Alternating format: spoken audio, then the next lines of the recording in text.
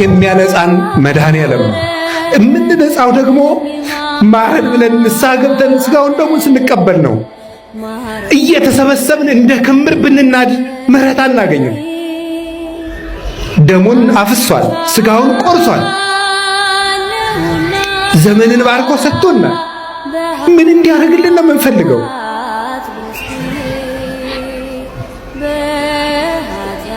እንኳንስ እናንተ እኔም ቢሆን እዚህ መቆም ደስ የሚያሰኘኝ አይደለም።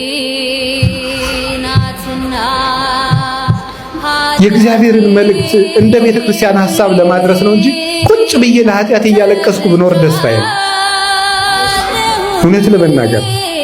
ስለዚህ መድኃኔዓለም እንዲያነጻን ሳንነጻ የሰላም ሀገር እንፈልጋለን። ሳንቀደስ እግዚአብሔር ሆይ ውረድ ፍረድ እንላለን። በየት ይውረድ? ማን ያስወርደው? ማን ያስመጣው? በራችን ዘግተን ልባችን ተቆልፏል። ስጥጡ አልባሲክሙ አልባቢክሙ ዋኮ አልባሲክሙ፣ ልብሳችሁን ሳይሆን ልባችሁን ቅደዱት ብሎ ተናግሯል። መድኃኔዓለም ሁላችንን የሚያንጻን ይቅር ይበለን፣ በምህረት ዓይን ይመልከተን። እንግዲህ ዘመዶች ዝናቡ የሰፈሩን ቆሻሻ ሁሉ ሲያጸዳ እኛ ከነ ቆሻሻችን መስከረም እንዳይጠባ ሁላችንም ንስሐ እንግባ። እውነቴን እነግራችሁ ከላይ እስከታች ሁላችንም ንስሐ እንግባ። ከነገ ሰኞ ጀምሮ ንስሐ እንግባ። እኔም ለራሴ እገባለሁ። እውነቴን እነግራችሁ